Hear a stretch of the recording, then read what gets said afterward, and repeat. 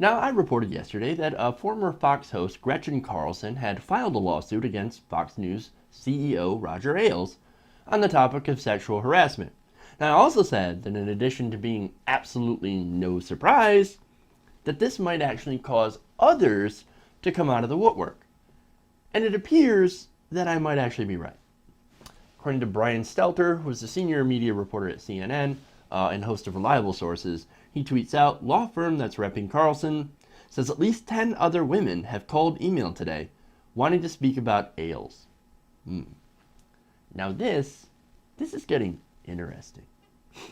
Now some of the details that came out yesterday about Carlson's case were also printed in the Huffington Post, and I want to talk about that as well. Because what Carlson may have gone through, other women may have also gone through. Now, this is according to an anonymous Fox News source. They said, really no surprise. Quote, we thought it would happen after she was taken off Fox and Friends. She kept quiet because Roger gave her their afternoon show. But everyone at Fox knew that it was eventually coming. He hated her and would tell people that she was a crazy, vindictive bitch. Now, here's the thing. From the allegations, it seems like he was pretty interested in her, but was angry every time she spurned his advances, right? Calling her a vindictive bitch seems like something someone would do if they were just turned down. Oh, you want to have sex with me? Oh, you don't? You're a bitch. What a vindictive bitch. How dare you turn me down? Makes sense to me. Now, let's see.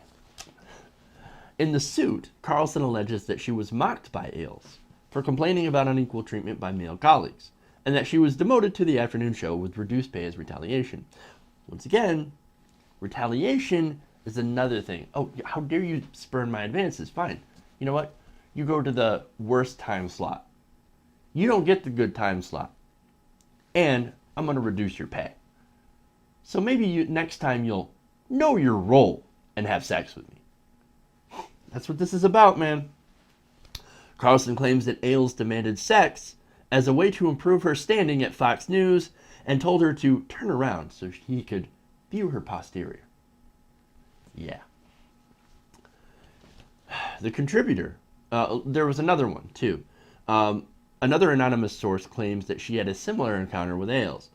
Quote, he asked me to turn around so he could see my ass, the contributor said, describing one of her meetings with the chairman. Still, another Fox News employee said that Ailes told her she could only wear dresses on the air. Now, let me ask you, have you ever saw a woman on Fox News, if you watch Fox News, even if you glanced at it, or if you were stuck in a room where Fox News happens to play and you didn't have a remote, did you ever see any of the women there not wearing dresses or skirts?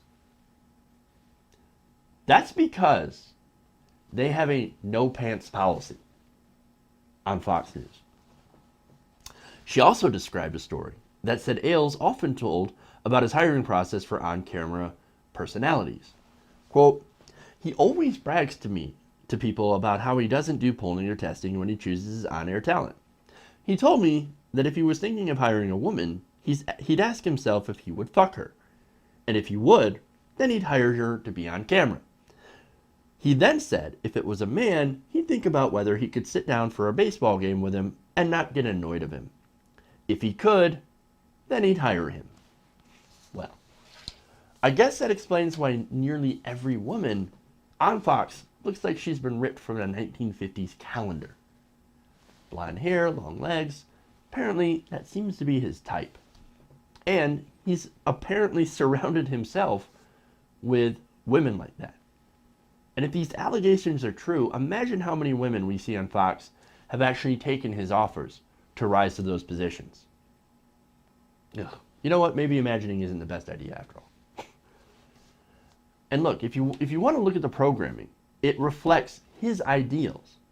The things they say on the air, the points of view that they have about women are exactly the kinds of things that I'm sure Ailes grew up with, but couldn't do because of women's rights and all that stuff. Ailes is an old guy. He was around in that time. Now things have changed, and he doesn't like it. He treats women at his organization the way that people used to treat women back in the 1950s. And that's why you see a constant demonization of women who work, or things like, second wave feminism, or whatever. Equal pay, that kind of stuff. Women should stay home. They should stay home and bake cookies. Unless they're here working at my studio, then I can have sex with them. That's what Ailes believes. It's not hard to believe that he is a sick, pervy guy. And look, what Fox News essentially is his own little kingdom where he's the boss, and if you sleep with the boss, guess what? You get preferred treatment. And if you rebuff his advances, apparently like Gretchen Carlson had, well then you get punished and eventually fired. This is bad. And this is big. In fact, this could be the very thing that unravels Fox News. Now, don't get me wrong. Ailes is a master propagandist, right? He's been doing propaganda for years. And he was doing it for Nixon. Now he's doing it for the conservatives, for the Republican Party. Not only that, but he's an architect of that channel's success. He's sort of the linchpin of the operation. If this is the thing that takes him down, imagine what it could do to the rest of the Fox News empire. You don't think it could happen? It certainly could. We could be seeing the start of the end of Fox News.